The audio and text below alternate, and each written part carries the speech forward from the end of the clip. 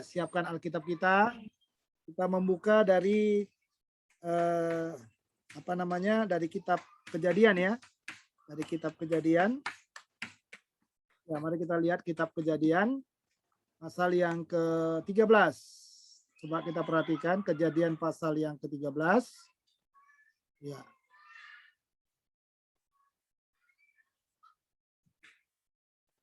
Kalau sudah mendapat, mari kita buka Alkitab kita dari Kejadian pasal 13.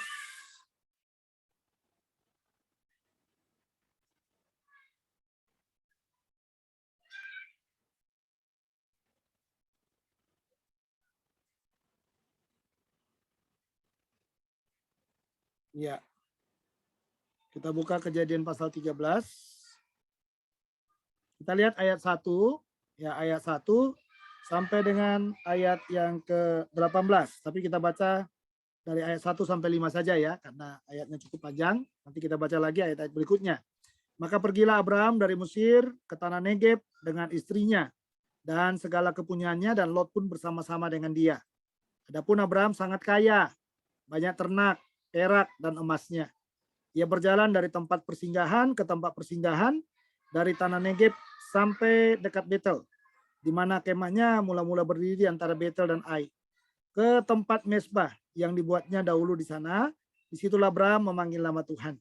Juga Lot yang ikut bersama-sama dengan Abraham mempunyai domba dan lembu dan kemah. Tetapi negeri itu tidak cukup luas bagi mereka untuk diam bersama-sama, sebab harta milik mereka amat banyak, sehingga mereka tidak dapat diam bersama-sama. Karena itu, di sini dikatakan, karena itu terjadilah perkelahian antara para gembala Abraham dan para gembala Lot. Waktu itu orang Kanaan dan orang Feris diam di negeri itu. Maka berkatalah Abraham kepada Lot, janganlah kiranya ada perkelahian antara aku dan engkau, dan antara para kegembalaku dan para gembalamu. Sebab kita ini kerabat. Bukankah seluruh negeri ini terbuka untuk engkau? Baiklah, pisahkan dirimu daripadaku. Jika engkau ke kiri, maka aku ke kanan. Jika engkau ke kanan, maka aku ke kiri. Lalu Lot melayangkan pandangnya dan dilihatnya lah bahwa seluruh lembah Yordan dan banyak airnya, seperti taman Tuhan, seperti tanah Mesir sampai ke Zoar. Hal itu terjadi sebelum Tuhan memusnahkan Sodom dan Gomora. Sebab itu Lot memilih baginya seluruh lembah Yordan itu, lalu ia berangkat ke sebelah timur dan mereka berpisah. Abraham menetap di tanah Kanaan, tetapi Lot menetap di kota-kota lembah Yordan dan berkemah di dekat Sodom. Adapun orang Sodom sangat jahat dan berdosa terhadap Tuhan. Setelah Lot berpisah daripada Abraham, berfirmanlah Tuhan kepada Abraham, pandanglah sekelilingmu dan lihatlah dari tempat engkau berdiri itu ke timur dan barat, utara dan selatan. Sebab seluruh negeri yang kau lihat itu akan kuberikan kepadamu dan kepada keturunanmu untuk selama-lamanya. Dan aku akan menjadikan keturunanmu seperti debu tanah banyaknya, sehingga jika seandainya ada yang dapat menghitung debu tanah, keturunanmu pun akan dapat dihitung juga. Bersiaplah, jalanilah negeri itu menurut panjang dan lebarnya, sebab kepadamu lah akan kuberikan negeri itu. Sesudah itu Abraham memindahkan kemahnya dan menetap di dekat pohon-pohon terbantim di Mamre, dekat Hebron. Lalu didirikannya lah mesbah di situ bagi Tuhan. Ya, saya sampai di sini pembacanya, ibu-ibu sekalian. Saya sangat salut dengan Abraham ya. Kenapa saya katakan saya salut dengan Abraham?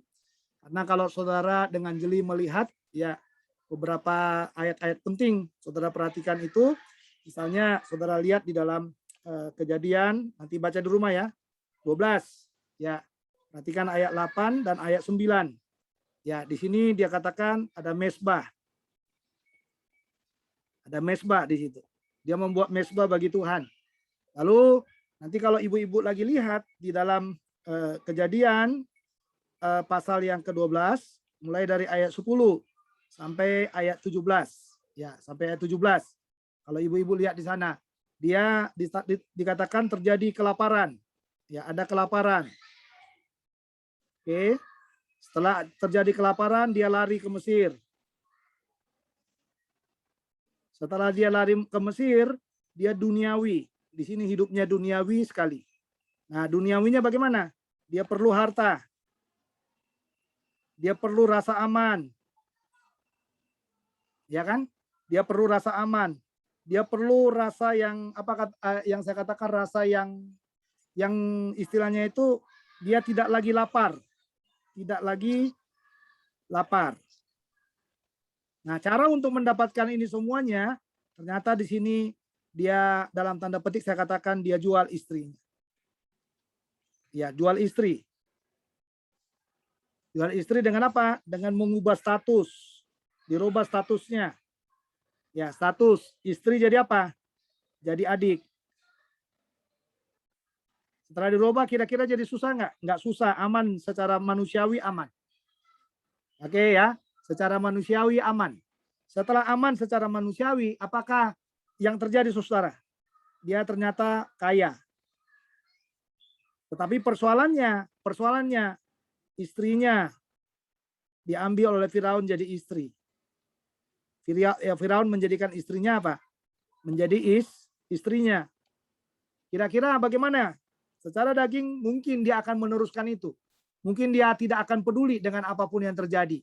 Tetapi kalau saudara lihat di Kejadian pasal 12 itu, ya di ayat-ayat 17 dan lain sebagainya itu, ternyata di sana Tuhan murka. Terhadap siapa? Terhadap Firaun. Ya, Tuhan murka terhadap Firaun. Kenapa Tuhan murka terhadap Firaun? Karena dikatakan di sana, karena Sarai, istri Abraham itu. Jadi dia nggak murka kepada siapa? Dia nggak murka kepada Abraham. Ini luar biasa ini saudara. Dia nggak murka kepada Abraham. Abraham yang berdosa, tetapi dia tidak murka kepada Abraham. Tapi dia murka kepada siapa? Dia murka kepada Sarai. Dia murka kepada Firaun karena Sarai. Nah, ini luar biasa saudara. Ini luar biasa. Dan di sini kita bisa menemukan, coba kita lihat ya Kejadian pasal yang ke-12, kita baca sama-sama Ibu. Ya, Kejadian pasal 12. Sebelum kita sampai ke sini. Kejadian 12 ayat yang ke-17. Nah, ini Abraham bahagia dalam ayat 10 sampai dengan 16 seperti tidak ada masalah, tapi lihat di sana. Ayat 17 itu dimulai dengan kata apa? Kata tetapi. Tetapi Tuhan menimpakan tulah yang hebat kepada Firaun. Demikian juga kepada seisi istananya. Nah, ini yang saya bilang. Karena Sarai, istri Abraham itu. Nah, ini cara Tuhan menegurnya. Cara Tuhan menegur Abraham, dia pakai siapa? Dia pakai orang apa? Orang dunia. Ya, ini cara Tuhan untuk menegurnya. Ini cara Tuhan untuk mengingatkannya. Ya, ibu-ibu ya. Ini cara Tuhan untuk mengingatkannya. Ya, dia pakai saya katakan dalam ayat 17 itu. Ya, cara Tuhan dikatakan dia pakai Firaun. Apa yang dikatakan Firaun kepada Abraham? Coba lihat di dalam ayat yang ke-18. Ayat 18 itu. Ya, lalu Firaun memanggil Abraham serta berkata, "Apakah yang kau perbuat ini terhadap aku? Mengapa tidak kau beritahukan bahwa ia istrimu?" Nah, ini sebenarnya bagaimana? Ini dia sudah dipermalukan. Ya, dia sudah dipermalukan di sini. Di mana dipermalukan? Kenapa kamu tidak menyebutkan dia istrimu? Dalam arti begini, kalau saya bahasakan dengan bahasa kita, kenapa kamu biarkan aku bisa mengambil istrimu jadi istriku gitu loh. Ya, kenapa kamu biarkan gitu? Ya, karena memang kalau kita tahu Firaun itu kan kafir ya, kafir dalam arti tidak ada agama, tidak ada ajaran, jadi sah-sah aja dia mengambil sesuatu dari orang lain supaya apa? Supaya orang itu terjamin hidupnya. Ya. Nah, yang ditakutkan Abraham dikatakan di dalam ayat 19 itu. Ya, dikatakan di sana, "Mengapa engkau katakan dia adikku?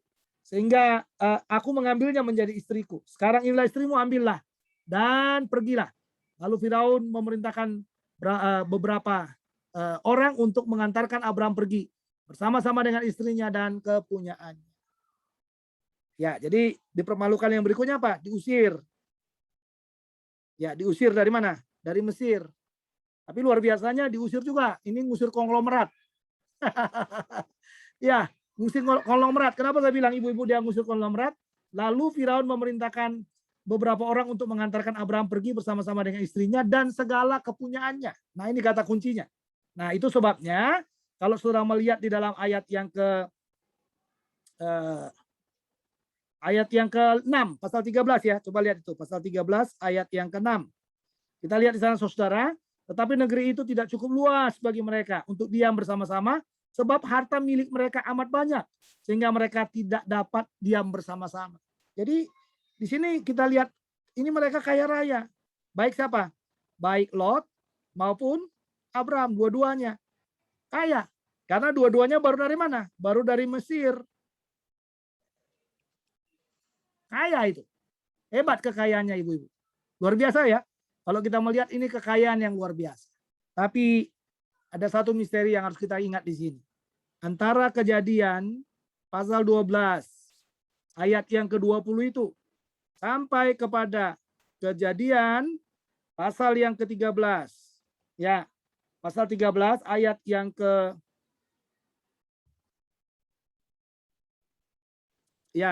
sampai pasal yang ke-14. Ya, antara mereka disuruh kembali ke Negeb dan setelah di Negeb tinggal. Ya, ini menurut hal yang saya temukan, ini hampir ya ada kira-kira 13 tahun. 13 tahun lamanya. Ini yang dibilang, ya ini saya bilang Tuhan diam. Tuhan diam. Tidak ada visi, tidak ada misi. Alias saya katakan Abraham jalan di tempat. Ya, makanya hari ini saudara, kita merenungkan satu judul firman Tuhan ya. Ini saya beri judulnya kepada kita semuanya. Ya, judulnya adalah, nih judulnya. Ketika Tuhan diam. Apakah yang harus kita lakukan?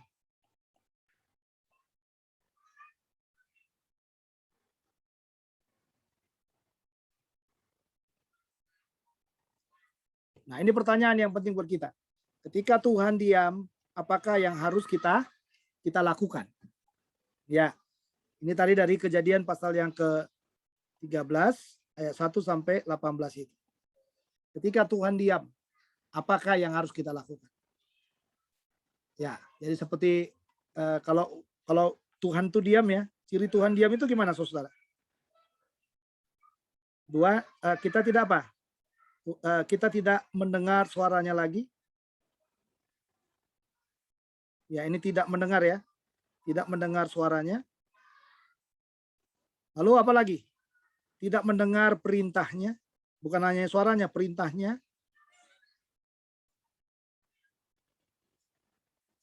Apalagi yang berikutnya saudara? Bukan hanya kita tidak mendengar perintahnya, tapi yang berikutnya juga kita tidak mendengar apa? Tidak mendengar suara sudah, perintahnya sudah, kita tidak lagi mendengar tidak mendapat berkat.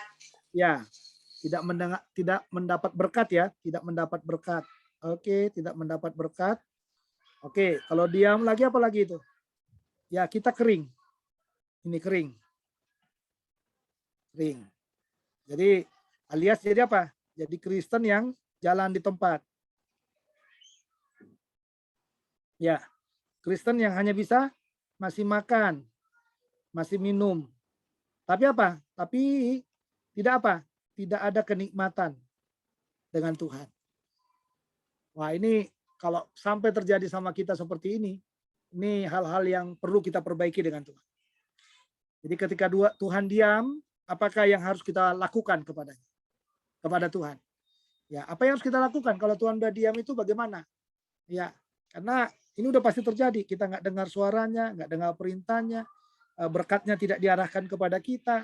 Ya, lalu kita dalam kondisi kering, rohnya kering. Ya, tidak ada kuasa. Nah, ini juga ya, tidak ada kuasa yang mengalir dalam hidup kita. Jadi kalau sudah tidak ada kuasa, wah ini lebih fatal lagi kan ibu-ibu ya. Kalau sudah tidak ada kuasa yang mengalir dalam hidup kita. Kita perlu kuasa. Ya, kita perlu kekuatan daripada Tuhan. Kita perlu suara Tuhan pada waktu kita tidak berdaya pada waktu kita mau mengambil keputusan. Kita perlu suaranya itu. Abraham pun adalah manusia biasa sama seperti kita. Kalau ada orang kehilangan perjalanan relasinya dengan Tuhan sampai 13 tahun lamanya, saudara, ini sesuatu yang mengerikan menurut saya. Seharusnya banyak hal yang bisa kita buat untuk Tuhan kita. Tapi 13 tahun dia kehilangan apa? Kehilangan arah, kehilangan visi. Ya, jadi ketika Tuhan diam, apakah yang harus kita lakukan? Nah, ini harus kita jawab ini. Ya, ketika Tuhan diam, apakah yang harus kita lakukan? Nah, mari kita menjawabnya satu persatu di dalam pasal 13 ini. Kita bisa melihat satu persatu. Ya, ketika Tuhan diam, apakah yang harus kita lakukan? Ya, ada 3 hal yang harus kita lakukan. Yang pertama adalah, ya, Sadar. ya. Jadi sadar, ya udah pasti sadar ya. Udah pasti sadar, kita pasti sadar akan kejatuhan. Nah, tapi saya mau sebelum sampai kepada kata sadar itu, kita harus ingat akan kebaikan Tuhan. Nah, bagaimana caranya kita ingat akan kebaikan Tuhan? Itu tadi yang dibilang, sadar. Sadar bahwa aku jatuh. Bahwa aku jatuh. Nah, ini orang seringkali nggak sadar dia sedang jatuh. Ya, makanya untuk mengingat kejatuhan, mengingat kita sedang jatuh itu, ini salah satu kuncinya. Ingat akan kebaikan Tuhan. Ya, nah itulah yang dilakukannya. Kalau saudara lihat dari ayat 1 sampai dengan ayat yang kelima itu. Ya, maka pergilah Abraham dari negeri Mesir ke tanah Negeb dengan istrinya dan segala kepunyaannya, dan Lot pun ikut bersama-sama dengan dia. Adapun Abraham sangat banyak ternak, perak, dan emasnya. Kaya satu sisi, tapi dia kering. Nah, ini yang dibilang, ia berjalan dari tempat persinggahan ke tempat persinggahan. Nah, ini dia. Ini saya suka kata ini. Ia berjalan dari tempat persinggahan, ya, ke tempat persinggahan. Nah, ini diulang kata-kata itu, saudara. Coba lihat ya, kita teliti dengan baik.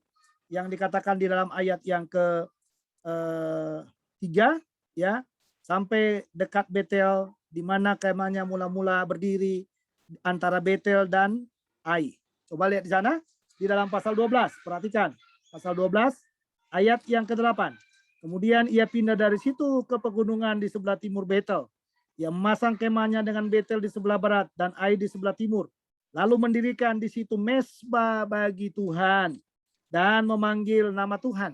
Perhatikan akhir dari ayat yang kalau saudara lihat di sana, akhir dari ayat yang ke-3, di mana kemahnya mula-mula berdiri di antara Betel dan Ai.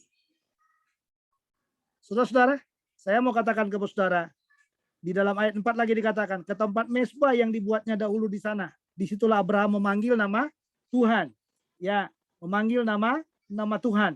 Nah, lalu lihat di sana, di dalam ayat yang ke-8 tadi bagian terakhir itu ya, lalu ia mendirikan di situ mesbah bagi Tuhan dan memanggil nama Tuhan. Nah, jadi pasal 13 ayat 1 sampai dengan ayat 5 ini bisa dibandingkan dengan Kejadian 12, ya, Kejadian 12 ayat 8 dan 9. Ya, jadi apa yang dilakukan oleh Abraham? Ketika Tuhan diam, apakah yang harus dilakukan? Ini tidak ada cara yang lain. Ingat akan kebaikan Tuhan. Bagaimana caranya kita mengingat kebaikan Tuhan? Sadar bahwa aku jatuh. Yang kedua, bagaimana caranya saya bisa mengingatkan kebaikan Tuhan? Saya harus kembali mereview. Ya, karena semua dosa itu berjalan dalam pikiran, strategi itu berjalan dalam pikiran. Satu-satunya cara, saudara, pikiran ini harus dimurnikan. Pikiran ini harus dikuduskan. Caranya Abraham melakukannya, ia berjalan dari tempat ke tempat persinggahan. Katanya di sana. Ia berjalan dari tempat persinggahan ke tempat persinggahan. Nah, ini luar biasa, saudara. Sampai dia ada di sana, di Betel itu, dekat Ai itu, di mana dia pertama kali berseru memanggil nama Tuhan. Apalagi yang dilakukan, saudara? Ini, kalau kita mau ingat akan kebaikan Tuhan, sekalipun Tuhan masih diam kepada kita, Ini yang harus penting ini, ingat mesbah. Ya, atau bangun mesbah. Ini penting. Karena mesbah inilah yang dikatakan lambang apa? Lambang persekutuan kita dengan Dia. Persekutuan, pertama kali kita memanggil Tuhan, pertama kali kita minta tolong Tuhan, itu ada di mesbah semuanya. Ya, ada di mesbah semuanya. Nah, makanya dikatakan dalam bagian ini, bagian yang pertama, ingatlah akan kebaikan Tuhan. Ini penting ini. Ketika Tuhan diam, apakah yang harus kita lakukan? Yang pertama adalah ingat akan kebaikan Tuhan. Ya, makanya ada lagu bilang, ingat kasih-Nya, ingat kebaikannya. Nah, itu dia. Itu lagu yang sangat luar biasa itu. Ingat kasih-Nya, ingat kebaikannya, ingat segala sesuatu yang Tuhan lakukan buat hidup kita. Apa aplikasinya buat kita? Aplikasinya sederhana. Ya, waktu kita mengingat kebaikan Tuhan, jangan ingat hanya baiknya saja. Tapi yang pertama di sini, sadar kita bahwa kita ini sedang jatuh. Sadar kita bahwa kita sedang kering. Sadar kita bahwa kita memang benar-benar sedang terpisah. Tanda petik ya, terpisah dari persekutuan kita dengan Tuhan. Hubungan kita nggak pernah terpisah, tapi persekutuan kita bisa terpisah. Nah, tetapi saudara, yang harus kita lakukan adalah, kalau kita sudah terbiasa memulai keakraban dengan Tuhan setiap hari, memulai membaca firman, mulai berdoa, mulai melakukan apapun dalam hidup kita, lakukan kembali. Jangan diam. Abraham memulai segala sesuatunya dengan membangun mesbah. Dan sekarang saudara, di dalam bagian ini dijelaskan kepada kita bahwa dia juga membangun mesbah. Jadi mari bangun mesbah lagi. Kalau kita merasa kering, masa-masa pandemi seperti ini, karena rutinitas yang ada, karena kondisi yang masih tetap berjalan di tempat seperti ini. Marilah, bangunlah mesbah. Mesbah di mana kita bisa bercakap dengan Tuhan. Mesbah di mana kita berseru memanggil nama Tuhan. Mesbah di mana kita bisa mendengarkan apa yang Tuhan mau dalam setiap kehidupan kita. Ini bagian yang pertama. Bagian yang kedua, saudara. Yang kedua adalah pisahkan dirimu. Ya, pisahkan dirimu dengan dengan sesuatu yang berharga, dengan pisahkan dirimu, ya, bukan dari kesenanganmu, ya, dari kesenangan. Artinya apa? Artinya gini, saudara, kita ini banyak kesenangannya, dan kadang-kadang kesenangan kita itu menjadi permusuhan kita dengan Tuhan. Kadang-kadang kesenangan kita itu menjadi jalan kita terpisah dari Tuhan. Makanya di dalam bagian ini kita diminta untuk memisahkan diri dari Tuhan. Kita memulai dengan satu renungan di sini. Renungan yang flashback kembali tentang Abraham. Abraham dipanggil. Ya, Abraham dipanggil. Dipanggil Tuhan untuk jadi pengikutnya. Tapi dia bawa Lot. Abraham susah, lari ke Mesir. Tapi jelas juga dia katakan dia bawa Lot, karena nanti sama-sama keluar juga dari sana. Waktu dia keluar dari Mesir,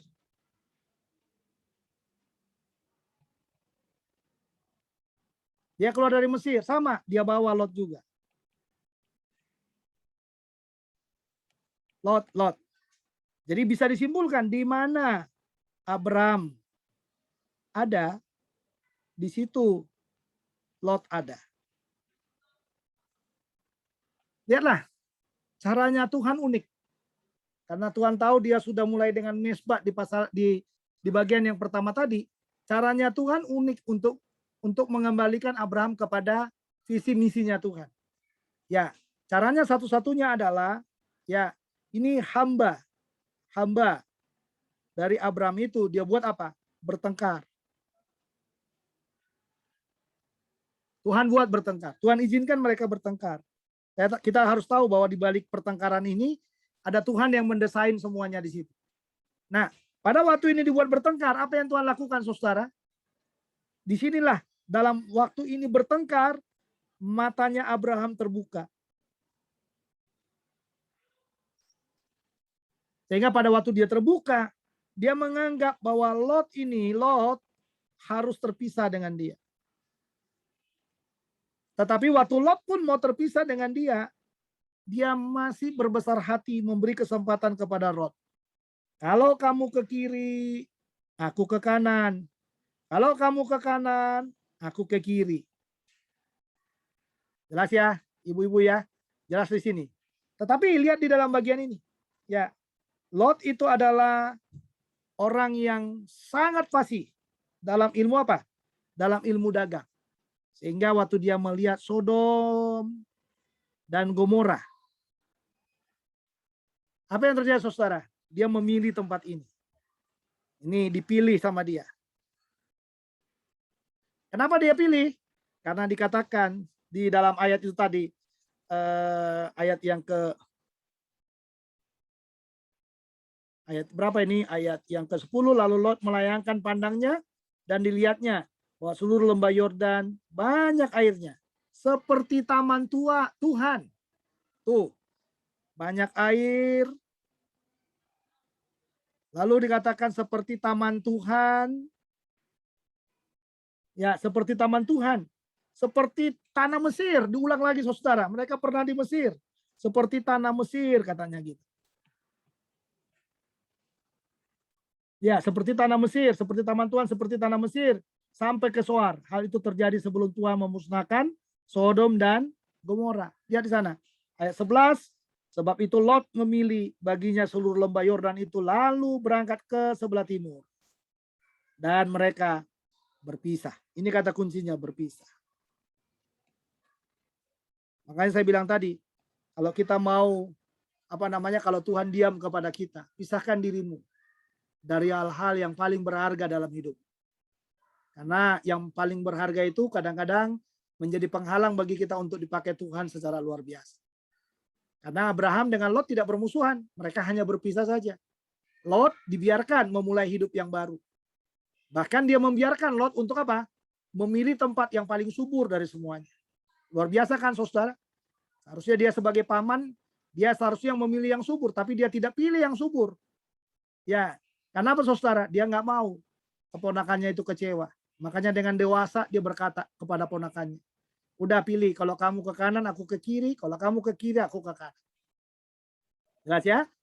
Nah, tapi yang paling menarik di sini saudara ayat 12, Abraham menetap di kota Kanaan, tetapi Lot menetap di kota-kota lembah Yordan dan berkemah di dekat Sodom.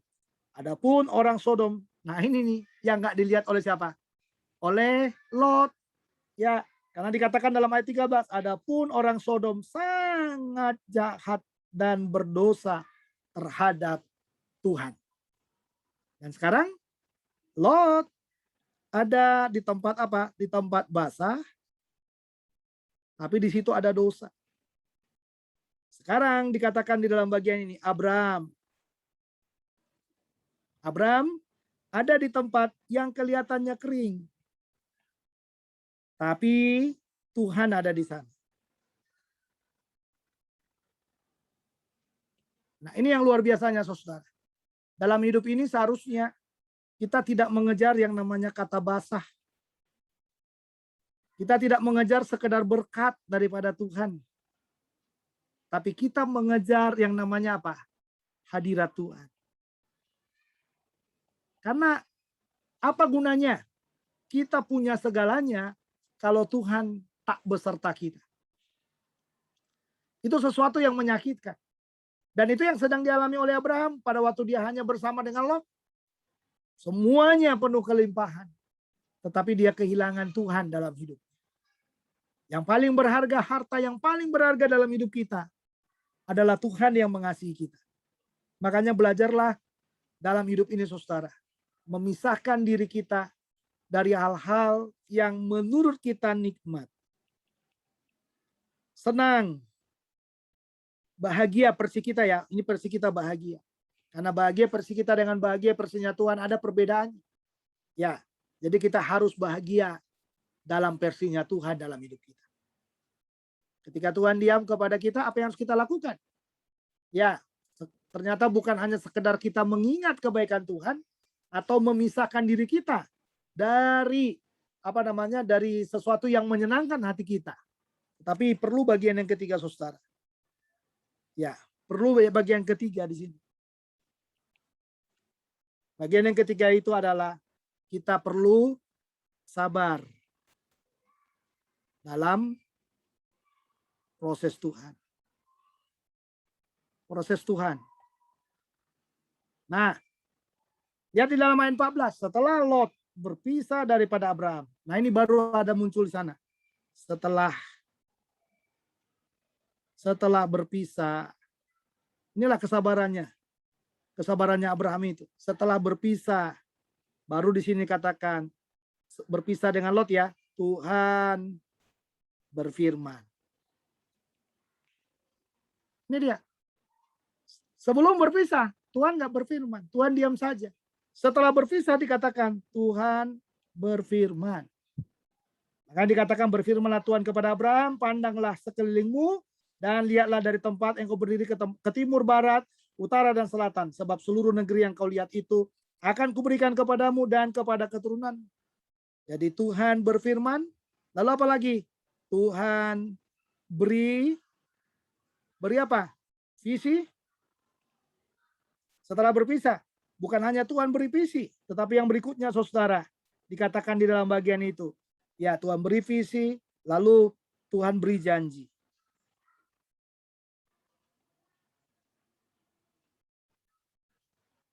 Tiga ini, Tuhan berfirman, Tuhan beri visi, Tuhan beri janji. Abraham harus sabar dalam proses Tuhan ini. Ya, Abraham harus sabar dalam proses Tuhan itu.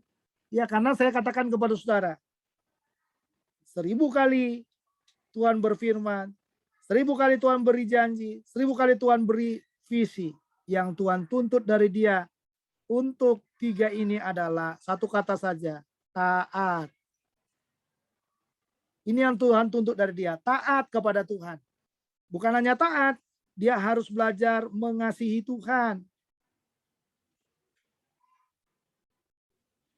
Bukan hanya itu saja, dia harus lebih banyak dengar kepada Tuhan. Nah, ini ibu-ibu ini. Ya, dia harus lebih banyak mendengar Tuhan dalam hidupnya dia. Kalau dia mau melihat apa? Mau melihat yang namanya tadi Tuhan berfirman, Tuhan beri visi, Tuhan beri janji. Dia harus sabar dalam prosesnya Tuhan. Ini proses yang panjang. Ya, semuanya ini proses yang panjang yang harus dijalani dengan ketaatan. Yang harus dijalani dengan ketaatan. Jadi bagaimana dengan kita sekarang? Marilah belajar menghidupkan diri kita. Ya, menghidupkan diri ini untuk terus ada dalam prosesnya Tuhan. Prosesnya tidak selesai 1 hari 2 hari. Tapi bisa berhari-hari, bisa berbulan-bulan, bisa bertahun-tahun. Untuk melatih satu kata yang dia temukan dari kita adalah taat dan mengasihi Tuhan. Hanya itu saja yang dia butuh dari kita. Taat dan mengasihi Tuhan. Tuhan nggak mau kita melukainya. Tuhan tidak mau kita mengecewakannya. Tuhan tidak mau ya kita itu hanya perlu dia. Hanya sekedar perlu dia. Tapi Tuhan itu harus kita buat menjadi bagian dari hidup kita. Bagian utama dari semua hidup kita. Makanya Abraham sangat konsen menjadikan Tuhan menjadi bagian utama dalam hidupnya. Lihatlah dalam ayat yang ke-18. Ya, ini menjadi ayat kuncinya. Kejadian 13 ayat 18. Sesudah itu Abraham memindahkan kemahnya. Pindah dia, saudara. Dari tanah yang tadinya sama-sama dengan Lot itu, sekarang dia pindahkan kemahnya. Dan menetap di dekat pohon-pohon tarbantim di Mamre sekarang. Dari Negeb dia pindah ke Mamre. Dekat Hebron. Ya, ini yang paling saya suka dari Abraham. Lalu didirikannya mezbah di situ bagi Tuhan. Berarti Kejadian 12 dia memulai mezbah. Dia jatuh. Jadi kalau saudara lihat di sini, modelnya seperti ini ya saudara ya, dia itu Abraham itu. Jadi dia mulai dengan mezbah, jatuh. Ya. Lalu ada mezbah lagi dia buat. Mezbah. Untuk apa? Untuk pemulihan. Pemulihan ya.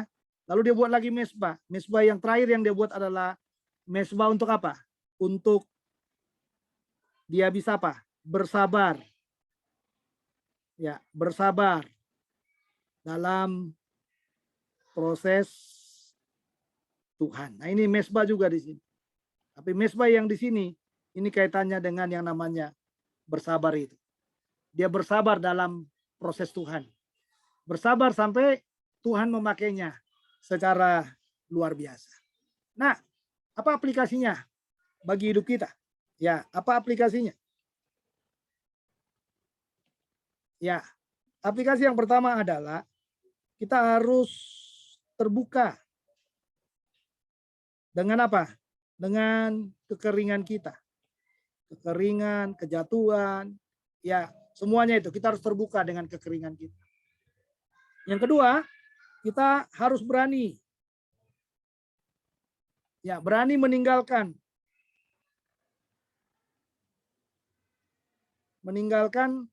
yang utama menurut kita. Menurut kita demi Tuhan. Demi Tuhan kita. Harus berani. Rasa senang, rasa nikmat, rasa bahagia kita harus berani meninggalkan itu. Lalu yang ketiga, ya, belajar sabar dalam proses Tuhan. Ini Bapak Ibu atau ibu-ibu sekalian yang menjadi topik yang penting untuk kita pada sore hari ini. Kita tahu bahwa kita perlu kembali lagi kepada Tuhan. Mengasihi Tuhan lebih dalam lagi dalam hidup kita. Supaya kita berani, bisa berani menemukan sesuatu yang baru. Yang mungkin membuat kita menjadi orang yang radikal pasti. Radikal, tiba-tiba berhenti dari semua kenikmatan-kenikmatan yang ada. Berhenti dari kebiasaan-kebiasaan yang menurut kita baik. Ya, demi Tuhan kita yang mengasihi hidup kita. Jadi marilah kita belajar dalam hidup ini kembali lagi kepada prosesnya, kembali lagi kepada kebaikannya, kembali lagi kepada segala sesuatu yang bisa memulihkan hubungan kita dengan Dia. Mari kita akan berdoa, kita berdoa syafaat bersama-sama. Mari kita berdoa. Bapa dalam sorga, terima kasih buat firman-Mu meteraikan dalam hati kami. Kami terus mendoakan untuk hidup kami, untuk pertumbuhan kami, untuk iman percaya kami. Tolonglah kami ya Tuhan, supaya kami terus boleh mengasihi Tuhan, boleh memberi yang terbaik bagi Tuhan. Kami tahu bahwa Tuhan, kami adalah Tuhan yang tidak pernah tinggal diam. Kau lihat kesusahan kami. Kau tahu pada waktu kami jatuh, pada waktu kami kering, pada waktu kami tidak memperoleh apa-apa dalam hidup ini. Kau tahu semuanya. Dan kami minta supaya Tuhan menyadarkan kami kembali, membawa kami lagi kepada kebaikan demi kebaikan-Mu, dan membawa kami lagi kepada kasih demi kasih Tuhan yang sungguh luar biasa yang Tuhan nyatakan dalam hidup kami. Berkatilah kami ya Tuhan, dan tolonglah kami supaya kami lebih dalam lagi mengasihi Tuhan dan memberi yang terbaik bagimu. Ini mendoakan untuk semua keluarga Narwastu, satu persatu kami dimanapun kami berada. Baik kami yang hadir sore ini dan kami mungkin yang berhalangan hadir. Tuhan akan tolong menjamah kami semuanya. Tuhan akan memulihkan kami, menguatkan kami. Dan tolong juga untuk kota kami Bekasi Tuhan. Supaya semakin Tuhan menaruh, kota kami boleh semakin landai, semakin keluar dari zona merah, zona hitam, atau zona apapun Tuhan, atau dari level 4 bisa turun lebih baik lagi, sampai kami boleh terus-menerus hidup di dalam kasih yang daripada Tuhan.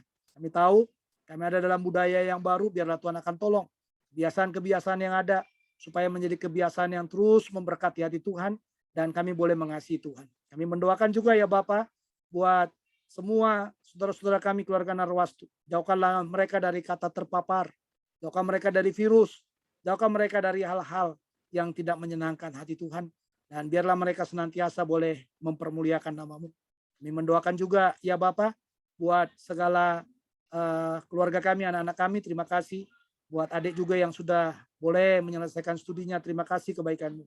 Kami tahu bahwa tangan Tuhan yang sudah menyertai, dan Tuhan terus memakainya lebih besar lagi, lebih lanjut lagi, di dalam kekuatan, di dalam terang, dan di dalam pertolongan yang daripada Tuhan. Kami mendoakan buat teman-teman yang sedang sakit, biarlah Tuhan jamah, lindungi dengan kuasa-Mu. Kami mendoakan juga secara khusus buat ibu mertua dari Ibu Ineke, Kami minta supaya Tuhan dalam masa tuanya, Tuhan juga menjamahnya, Tuhan menolongnya, supaya mertuanya boleh kuat di dalam Tuhan. Terima kasih kalau sudah boleh sembuh dari COVID, dan mungkin akan kembali ke rumah anak perempuannya. Tuhan akan menolong, memberkati. Dalam semua proses yang ada, Tuhan berikan kekuatan, sehingga ibu mertua dari ibu Neke boleh mengalami kekuatan yang daripada Tuhan. Terima kasih, terpujilah namamu. Kami akan akhiri persekutuan kami pada sore hari ini dan menerima berkat yang daripada Tuhan. Saudara-saudara, arahkan hatimu kepada Tuhan. Mari kita akhiri persekutuan kita sore hari ini dan terimalah berkatnya. Kasih karunia dari Allah Bapa, sukacita di dalam Tuhan Yesus Kristus, serta persekutuan dengan Roh Kudus kiranya menyertai kita semuanya. Mulai sore hari ini, kekal selama-lamanya. Semua yang percaya katakan, amin.